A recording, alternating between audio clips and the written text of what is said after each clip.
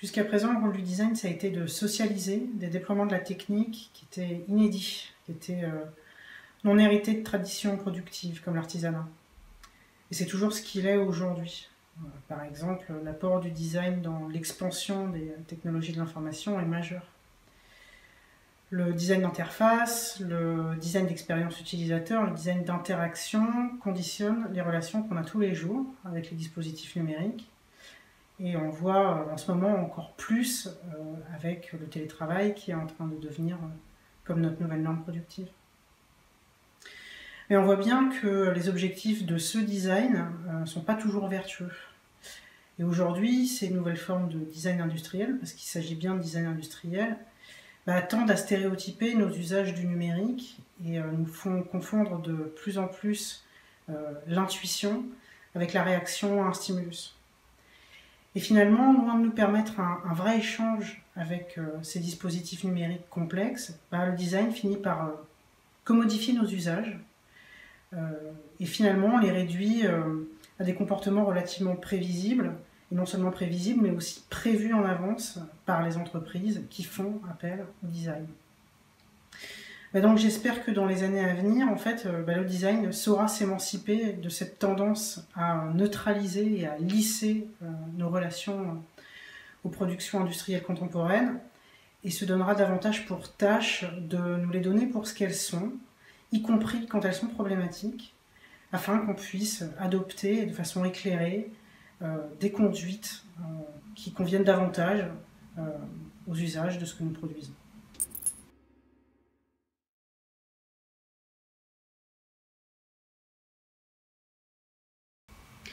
Je redoute que le design qui est tellement intégré aux formes de vie qui dominent en cette première moitié du XXIe siècle ait fini par complètement artificialiser nos existences, et sans qu'on s'en soit vraiment rendu compte. Le design, si on le considère comme une manière de donner des formes à la vie sous régime industriel, est à l'opposé de ce qu'on a appelé par commodité nature. Son champ d'action et son champ d'opération, c'est effectivement l'environnement artificiel. Néanmoins, le design peut prendre une responsabilité, toutefois si le capitalisme industriel veut bien lui laisser cette marge de manœuvre, et ce serait celui de donner un sens, y compris un sens spirituel, à ce que nous produisons. Et je pense particulièrement à ce qu'écrivait Alessandro Mandini, à savoir que nous ne laissons pas assez de temps aux productions issues de l'industrie pour qu'elles puissent se donner à nous autrement que comme des marchandises, et pour qu'on puisse juger de leur capacité à être dignes de rester parmi nous dans ce monde.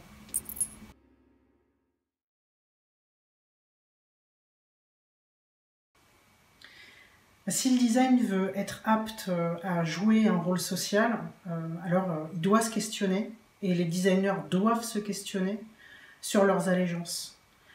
Le design demeure une pratique profondément top-down.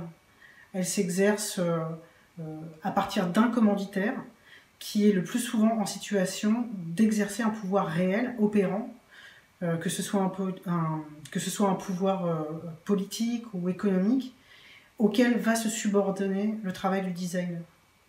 Et même quand la mission est noble, il y a toujours une instance de pouvoir qui délègue cette mission. Donc le design a, me semble-t-il, un énorme travail de renversement de ses propres valeurs et de ses propres repères à opérer. Arrêter d'être du côté de la force, décoloniser son histoire, revendiquer pour lui-même de la faiblesse et comprendre la manière dont il est instrumentalisé. Et puis surtout, et là je pense que c'est une véritable difficulté, c'est assumer en vérité son inutilité profonde face au plus grand des défis auxquels l'humanité a actuellement à faire face, à savoir le bouleversement géologique majeur qui est en train d'opérer. Malgré tout, le design peut nous donner des clés de compréhension et d'interprétation de nos imaginaires techniques. Il peut donc, à ce compte-là, nous permettre d'imaginer d'autres configurations pour nos existences.